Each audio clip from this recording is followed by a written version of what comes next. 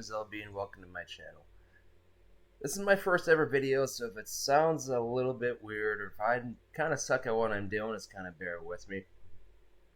Anyways, as you can see, we're here in Anime Adventures, and once I got unique on my Dio, everyone and their ugly dogs started telling me that I had to start a YouTube channel and kind of showcase what all he can do in this game.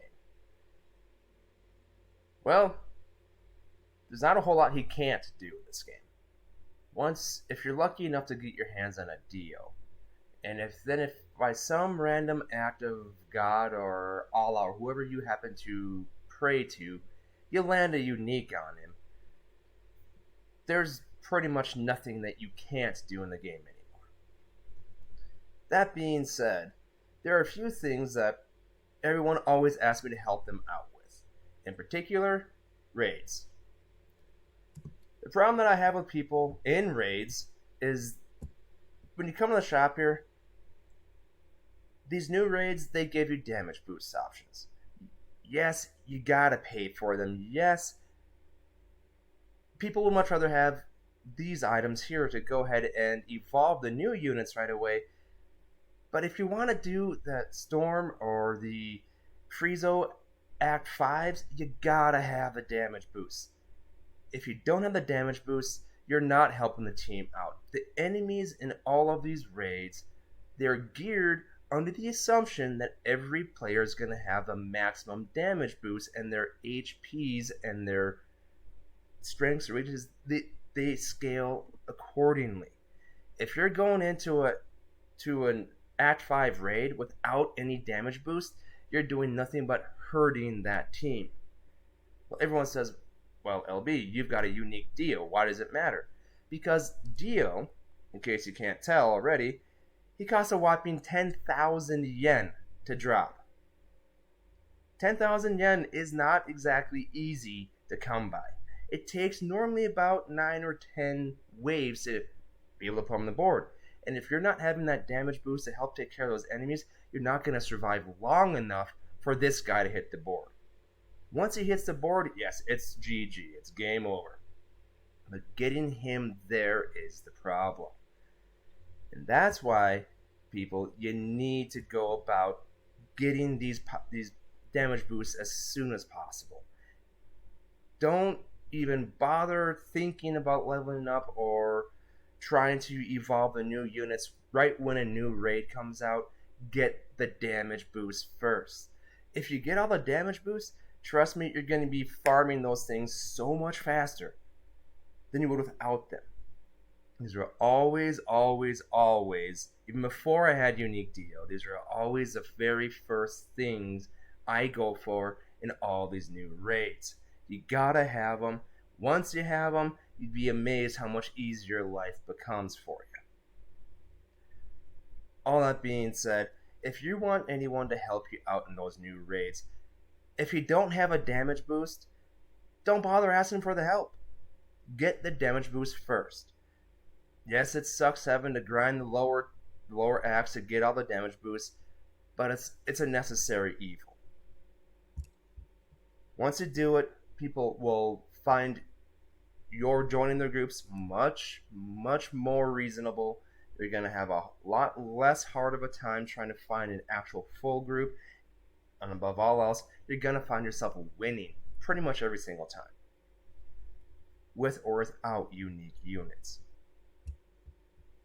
The next thing everyone always tells me to do are portals.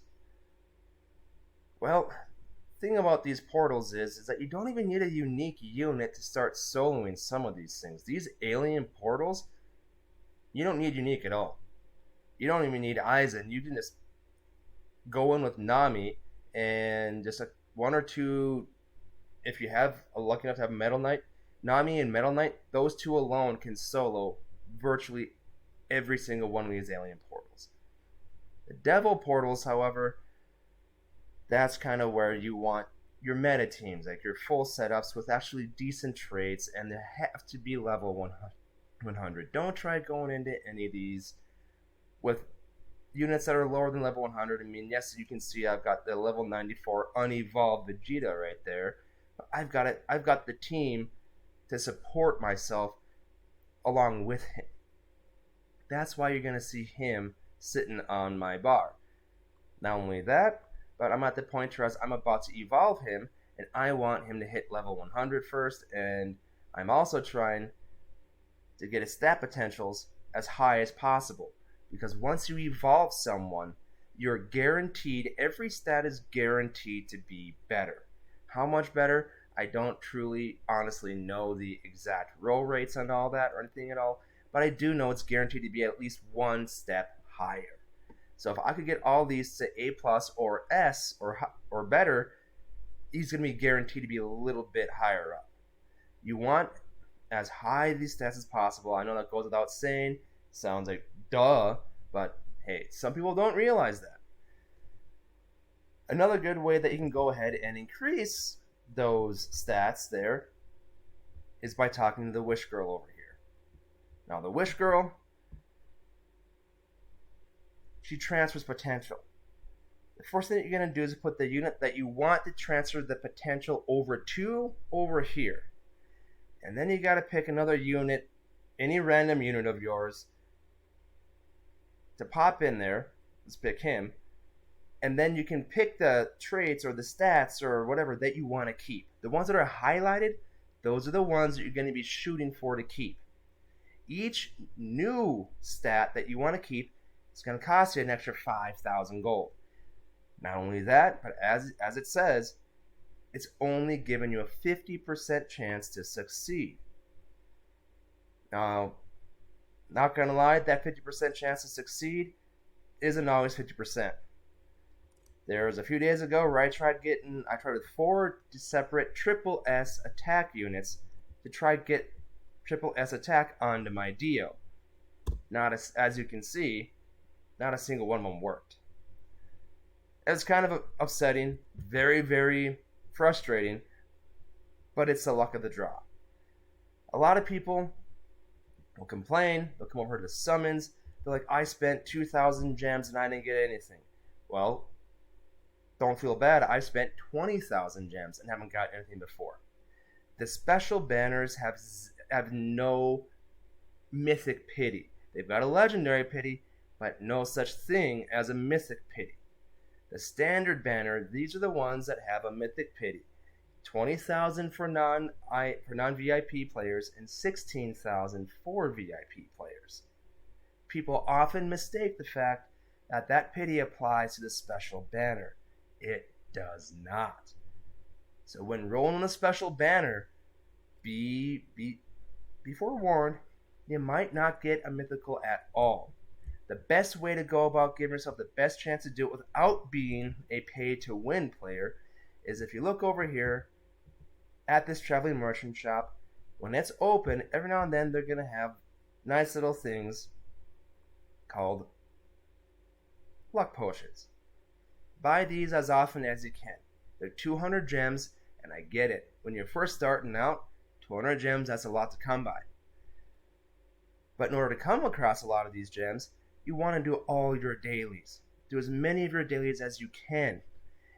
When you're first starting out, whenever you see a summon quest as part of your dailies, do that quest last.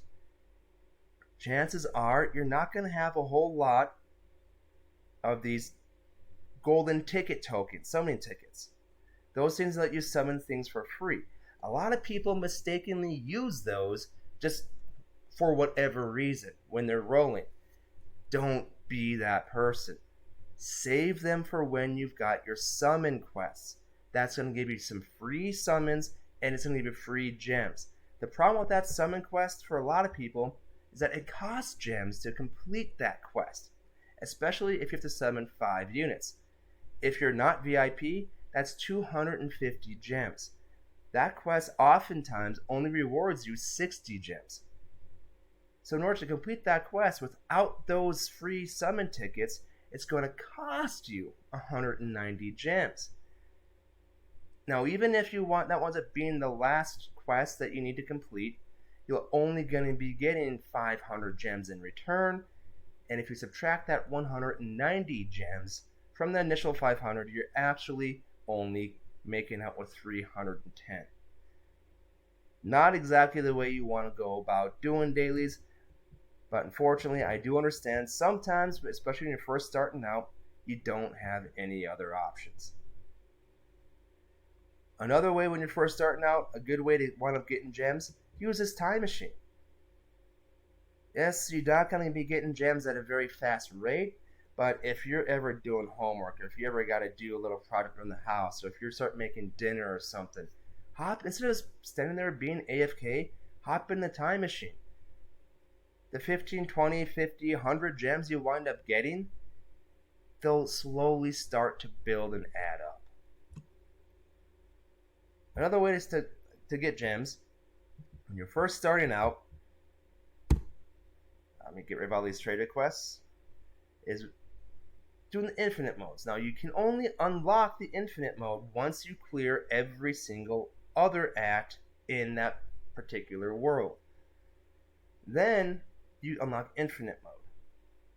In infinite mode, you'll start gaining gems. I believe it's after wave 6 or something like that. After you clear wave 6, it'll start out with 18 gems. And then in Planet Namek, for example, you're going to get 3 waves per gem up to a certain wave, and then the higher waves you get, the more gems you're going to get, up to maximum of 5 gems per wave. Again, it does not seem like a lot, but if you're saving them, it starts to add up. Another mistake a lot of people make is that they wonder why they can't do certain challenges. Well, if you don't have Hidden Sand Village unlocked, you can't do this challenge. Everyone wants to get these new heroes and get all these nice things and then just evolve them right away without realizing that you got to be advanced enough in the game in order to actually get the items you need to evolve these units. It's a very grindy game. It's very time consuming. If you are one of those people that needs that immediate gratification, you are in the wrong game. It takes time, it takes patience, and it takes a whole lot of luck to come across and be able to actually succeed in this game. But if you start out by doing some of the things that I just tried mentioning here, I think you'll find yourself getting off to a decent start. And when you do decide to roll for a particular unit in the game here, don't just roll. If you have 200 gems, don't roll 200 gems. Chances are you're not going to get the unit. Mythic units don't have a very high chance of actually being pulled. Save up your gems. Even when I first started, I personally never rolled unless I had at least 2,500 gems. Now, even at 2,500 gems, I didn't get my first mythic unit until I was level 40. And trust me, it takes a while to get to level 40. So bear with the game. Just because you hit level 10 or 20 or 30 and you haven't gotten a mythic unit yet, keep your head up. Keep grinding it out. Save up more gems. I personally recommend saving up a minimum of 10,000 gems. If you save up at least 10,000 gems and you happen to have a luck potion, you're giving yourself a pretty decent chance of finally getting yourself that first mythic that you've been looking for. A couple of good mythics to start out looking at for your first mythic ever. Metal Knight. Metal Knight is a heal unit, but his DPS, once you're able to evolve him, is top notch, very top tier. He can hit flying units for you, so you're gonna have both ground and flying units taken care of. And trust me, that's the biggest roadblock a lot of the new players find. They can't take care of flyers because they don't have a flying unit. Try going for Metal Knight. He's a great one to go for. If you happen to see a Poochie in there, he's a great one to go for. Now the downfall with these guys here is that you can't evolve them until later on in the game. I get that's kind of an issue. It's kind of a problem. A few good substitutions. Soy Fan. Granted, you can't evolve Soy Fan until later on in the game as well, but it's also she's a unit that hits flyers, and she'll carry you for quite a way through the game. Whenever you're looking for new units, always, always, always try to make sure you have at least one flyer on your team. If you don't have a flyer on your team, wait to roll for a unit that can hit flying units for you. It's going to come a part in the game where you can't progress unless you can kill flying units. Do yourself a favor. Make the first mythic you roll for something that can hit flying from the get-go. Like a Soy Fan, Metal Knight, a King would be another good one. Golden Frieza is another good one. Get something like that. Don't go for your Melios, your Prides, your Eisens, the things that you have to evolve for them to be able to hit flying. Get something that can start off hitting flying right away. With that, guys, I'm going to let you go. I'll see you next time. In my next video, I'm going to be doing more of a hero showcase. I'm going to show you the heroes that I've got, the traits that I have on them, why I've got certain traits on certain units, and what I feel are some of the better traits for some of these units as well. Best of luck, boys. May the rolling gods and the RNG gods be with you. I'll see you next time.